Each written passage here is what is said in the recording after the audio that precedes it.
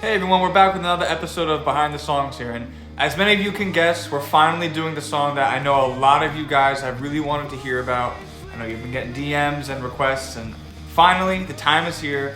Today, we're going to be talking about a personal favorite of mine, and that's Payphone. So Payphone came about in my sophomore year of high school.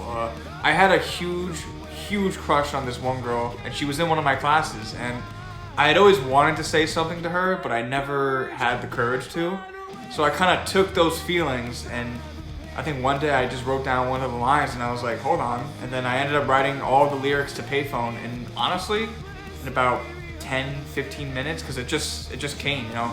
That's what my advice I give to a lot of people when they tell me I want to start writing music, is write what you know and write what you feel. And for me, the lyrics for Payphone came in about 10 minutes because it was something that I was going through. I felt that way. So I just put it onto paper.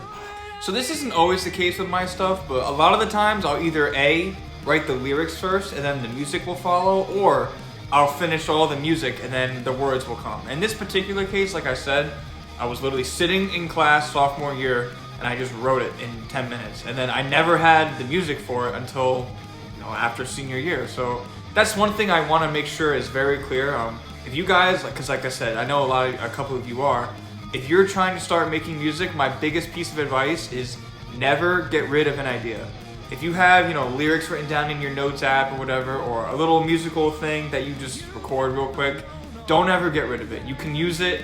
You'll be surprised in how many ideas for the songs, and you'll hear it in future episodes, but you will be surprised in how many songs I've made that the ideas are more than 3 years old. Maybe some of them are even 5 years old.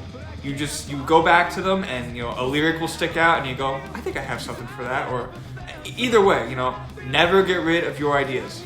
And to my point earlier, this whole the first part of the solo that goes,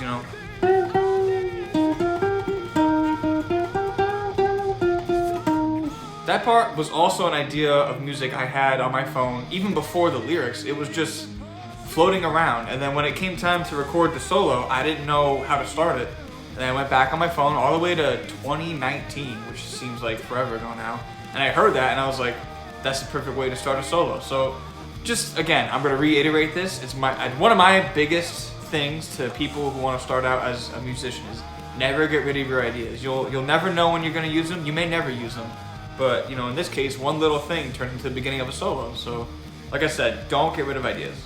So I know I brought them up in my last video, but again, this song's, music and style is very inspired by Volbeat. They have a very retro vibe, and I really resonate with that, so I kind of figured I would take my own spin on it, and comparing the feeling of not having the courage to talk to someone in person to like holding a payphone and not having the courage to put the quarters in or type the numbers, I think it was a very accurate way of translating how I felt into like a metaphor, because, everybody has gone through something like that at one point. If you say you haven't, yes, you have.